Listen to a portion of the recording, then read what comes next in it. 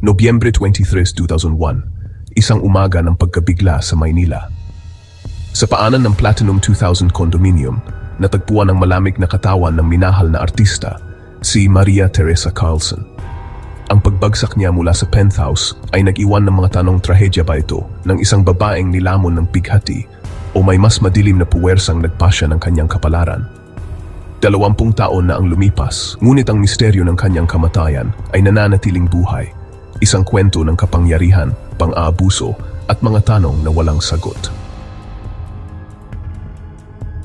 Ipinanganak sa Amerika, si Maria Teresa Carlson ay nagdala ng kakaibang alindog at personalidad sa Pilipinas.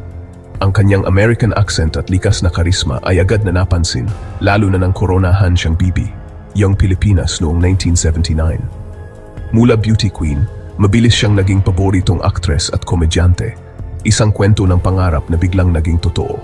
Sa kanyang pagdating, nakita ng mga Pilipino ang isang masigla at masayahing bituin na agad nilang minahal. Ngunit sa likod ng tagumpay, hindi nila alam na papasok siya sa mundo ng matinding personal na komplikasyon. Ipinanganak si Carlson sa Maynila, ngunit lumaki siya sa San Francisco, California.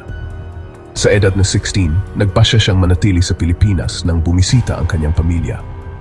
Noong 1979, nanalo siya bilang Miss Young Philippines at kinatawa ng bansa sa Miss Young International Pageant sa Tokyo. Lumabas siya sa ilang pelikula, kabilang ang mga komedya kasama sina Chiquito, Redford White, at ang trio na Tito, Vic at Joey. Pinakasikat niya ang linyang Si Ako, si Ikaw sa hit sitcom na Chicks to Chicks. Noong 1983, pinakasalan ni Carlson si Rodolfo Fariñas. Mayroon silang 6 na anak, isang babae at 5 lalaki. Rhea Cristina, ipinanganak 1984, Ryan Christopher, Rudy Cesar, Rudy Cesar VIII, Rodolfo Jr. at Rodolfo III. Bago si Carlson, may dalawa pang anak si Rodolfo Fariñas mula sa dating karelasyon na si Janet Murph, sina Rica Camille at Ray Carlos. Sa isang panayam ng probe team noong Oktubre 1996, inakusahan ni Carlson ang kanyang asawa na noon ay gobernador ng Ilocos Norte ng domestic violence. Ikinuwento niya, sa simula may paminsan-minsang sampal sa mukha, pisikal na pananakit, bugbog, baboksingin ka sa buong katawan. Naranasan ko ang water torture. May balat sa bibig ko, basang tuwalya sa mukha, binubuhusan ng Sprite, 7-Up o tuloy-tuloy na tubig. Dagdag pa niya, hindi ko layuning mapahiya siya. Hindi ko gustong mapahiya siya. Hindi ako naghahabol ng pera. Handa akong isuko ang lahat. Gusto ko lang ng kalayaan at kasarinlan. Gusto ko ng annulment at ang nararapat sa akin bilang karapatan ko bilang Pilipina. Makalipas ang 1 linggo, lumabas siya sa programang Magandang Gabi, Bayan, kasama ang kanyang asawa at binawi ang lahat ng sinabi laban dito. Sinabi niya kay Noli De Castro na siya ay insecure lamang. Baka dahil buntis po ako, hindi ako maganda sa kanya, puro motherhood, puro housewife na lang. Bago pa ang mga alegasyon noong 1996, humingi na ng tulong si Carlson sa iba. Iniulat na tinuligsa ni Fariñas ang organisasyong pangkababaihan na Kalakasan na tumulong kay Carlson at inakusahan ang grupo na lesbian-dominated. Sa sitcom na Chicks to Chicks, naging reyna ng tawa si Maria Teresa Carlson. Ang kanyang kakaibang Tagalog at American accent ay naging tatak, ginaya ng marami at minahal ng masa. Sa TV at pelikula, siya ang simbolo ng saya at inosenteng alindog, liwanag sa bawat tahanan. Ngunit sa likod ng kamera, unti-unting lumalalim ang mga pribadong pagsubok na hindi nakikita ng publiko. Ang ginintuang panahon ng kanyang karera ay unti-unting natabunan ng mga lihim na sugat. Sa rurok ng kasikatan, pinakasalan ni Maria Teresa si Rodolfo Rudy Fariñas, isang makapangyarihang politiko. Sa mata ng publiko, sila ang perpektong power couple, artista at politiko. May 6 na anak, larawan ng tagumpay. Ngunit unti-unting nawala si Maria Teresa sa showbiz at ang dating masayahing komedyante ay naging mailap at tahimik. Ang kanyang buhay ay naging pribado, malayo sa dating liwanag ng kamera. Sa likod ng fairy tale, nagsimulang kumalat ang mga bulong ng kalungkutan at pag-iisa. Ang pangarap na kasal ay unti-unting nagiging hawla ng mga lihim. Noong 1996, binasag ni Maria Teresa Carlson ang katahimikan. Isinapubliko niya ang paratang ng matinding pang-abuso mula sa kanyang asawa. Sa harap ng mga kamera at mikropono, naglakas loob siyang magsalita, bitbit ang bigat ng kanyang mga karanasan. Sa panahong iyon, bihira at halos itinatago pa ang mga kwento ng domestic abuse, lalo na mula sa mga kilalang personalidad. Ngunit hindi nagpatinag si Maria Teresa.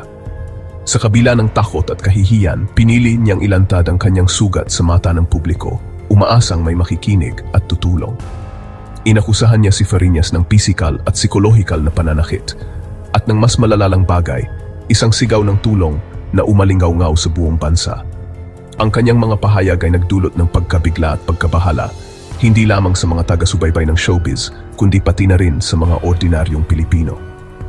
Sa bawat luha at panginginig ng boses, naramdaman ng marami ang lalim ng kanyang dinanas. Ang kanyang tapang ay naging inspirasyon sa mga kababaihang matagal ng nananahimik sa sariling mga kwento ng pang-aabuso. Mariing itinanggi ni Fariñas ang lahat, tinawag siyang baliw at mabilis na nailihis ang usapan.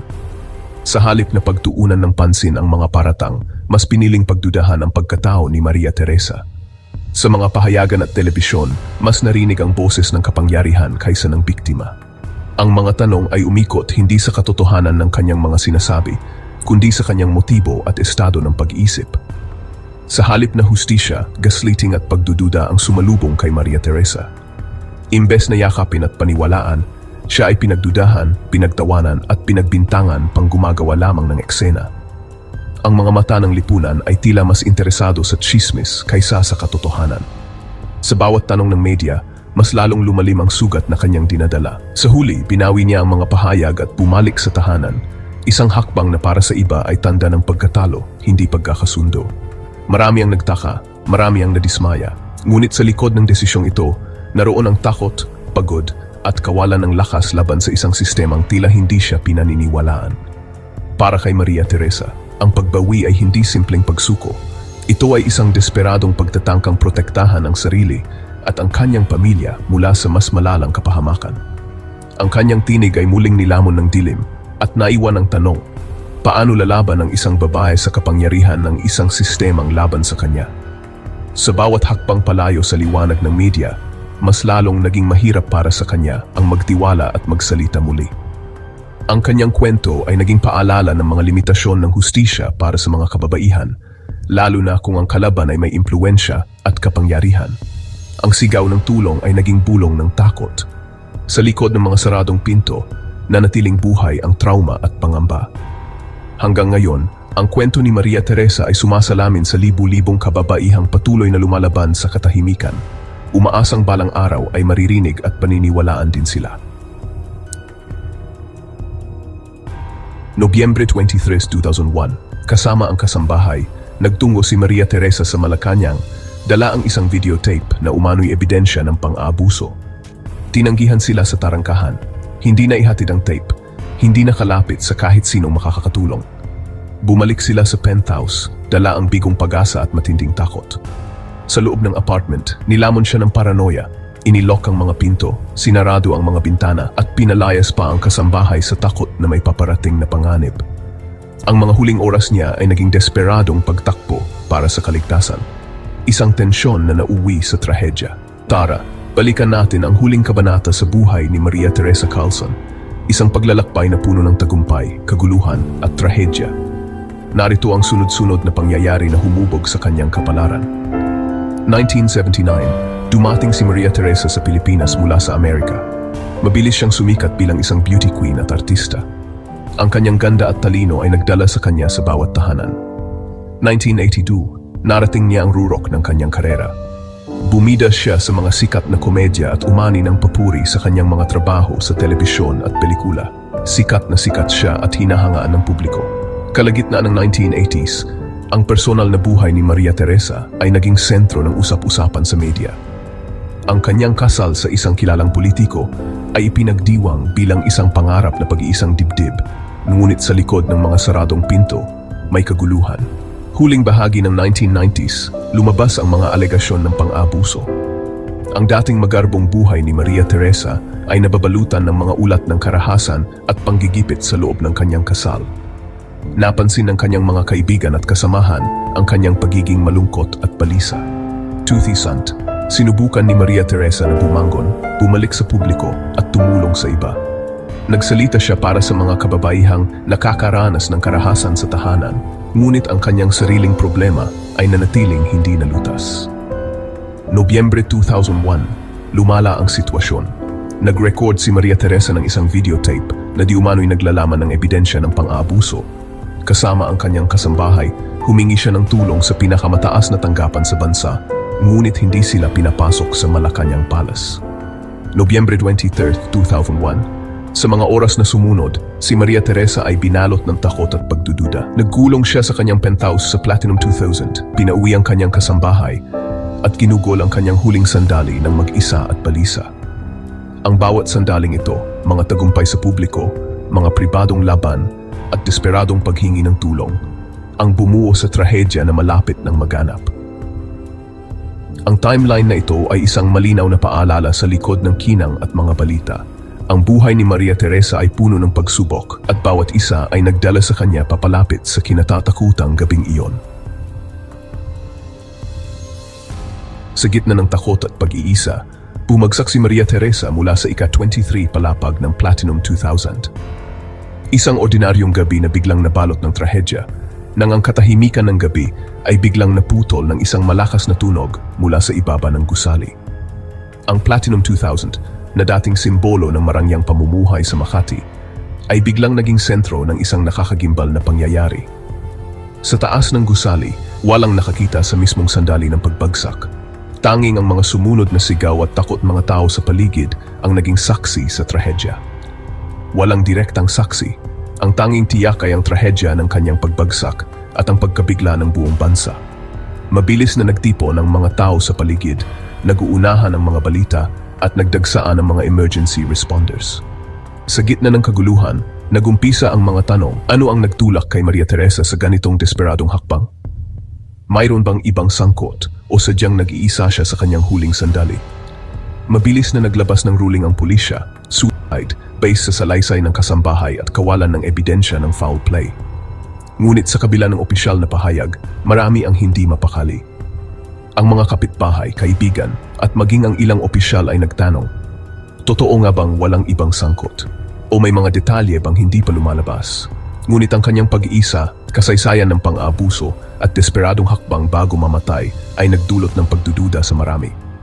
Sa mga huling araw ni Maria Teresa, napansin ng mga malalapit sa kanya ang matinding takot at pag-aalala. May mga lihim ba siyang tinatago? O may mga taong nagbabantang sumira sa kanyang buhay? Ang videotape, ang pagpunta sa Malacanang at ang paranoia ay mga detalyeng hindi matanggap ng ilan bilang simpleng kaso ng pagpapatay. Ang mga kakaibang kilos ni Maria Teresa bago ang insidente, ang kanyang paghingi ng tulong, ang mga mensaheng puno ng takot at ang mga dokumentong iniwan niya ay nagdagdag pa sa misteryo. Marami ang naniniwala na may mas malalim pang dahilan sa likod ng kanyang pagbagsak. Ang kanyang pagbagsak ay naging simula ng isang pambansang misteryo. Sa bawat ulat ng balita, sa bawat bulong ng mga tao, lalong lumalalim ang tanong, ano nga ba ang tunay na nangyari kay Maria Teresa sa Platinum 2000? Hanggang ngayon, nananatiling palaisipan ang kanyang kwento, isang trahedya na nag-iwan ng marka sa isipan ng sambayanan. Nahati ang opinyon ng bayan, foul play ba o mental health crisis? Ngunit sa likod ng opisyal na kwento, umusbong ang samut-saring teorya at espekulasyon na lalong nagpagulo sa kaso ni Maria Teresa Carlson. May mga nagsasabing imposibleng magpakatay ang isang babaeng lumalaban at humihingi ng tulong. Baka raw siya ay pinatahimik ng mga makapangyarihang tao na ayaw mapahiya o mabunyag ang kanilang lihim. Lumaganap ang mga sismis tungkol sa posibleng pagtakip ng ebidensya. At may mga nagdududa kung totoo nga bang nagpatay siya o kung may ibang taong sangkot sa kanyang pagkamatay. Ang kawalan ng saksi, ang kapangyarihan ng asawa, at ang sensitibong videotape ay lalong nagpalalim sa misteryo.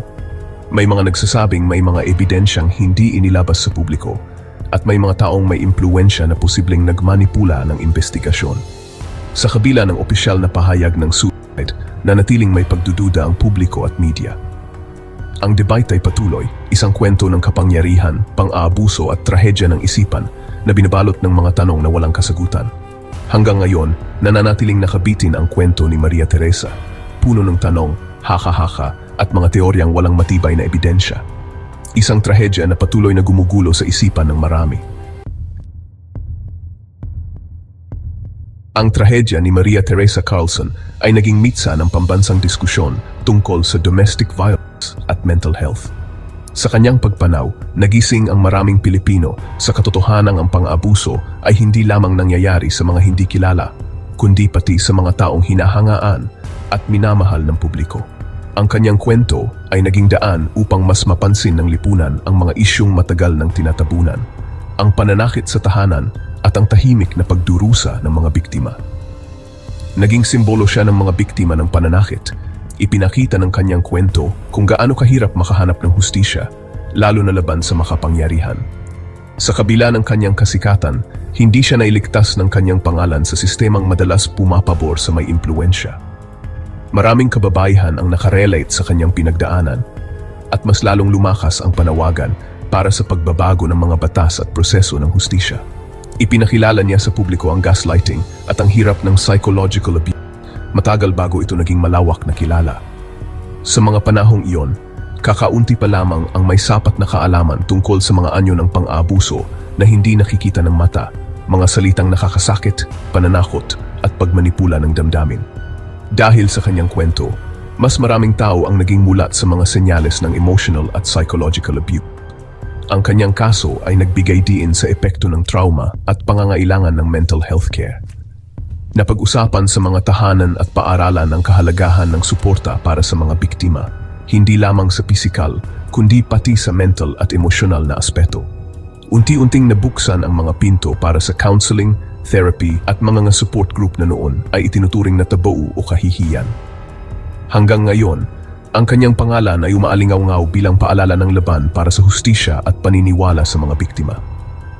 Sa bawat kilos protesta, sa bawat kwento ng kababayhang lumalaban, at sa bawat batas na ipinapatupad para protektahan ang mga mahina, naroroon ang alaala ni Maria Teresa. Siya ang naging mukha ng pagbabago, inspirasyon ng mga patuloy na lumalaban para sa karapatan at dignidad. Hindi lang siya naalala bilang komedyante, kundi bilang trahedyang naging simula ng kilusan. Ang kanyang buhay ay naging aral na kahit ang mga may ngiti sa harap ng kamera ay maaring nagtatago ng matinding sakit. Sa bawat artikulo, dokumentaryo at paggunita, paulit-ulit na binabalikan ang kanyang kwento bilang babala at inspirasyon. Ang kanyang buhay at kamatayan ay paalala, protektahan ang mga mahina at huwag balewalain ang mga sigaw ng tulong.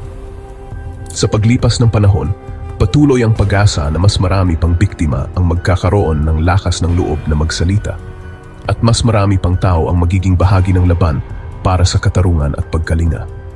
Ang legasya ni Maria Teresa Carlson ay buhay na buhay, isang paalala na ang tunay na pagbabago ay nagsisimula sa pakikinig at pagkilos para sa kapwa.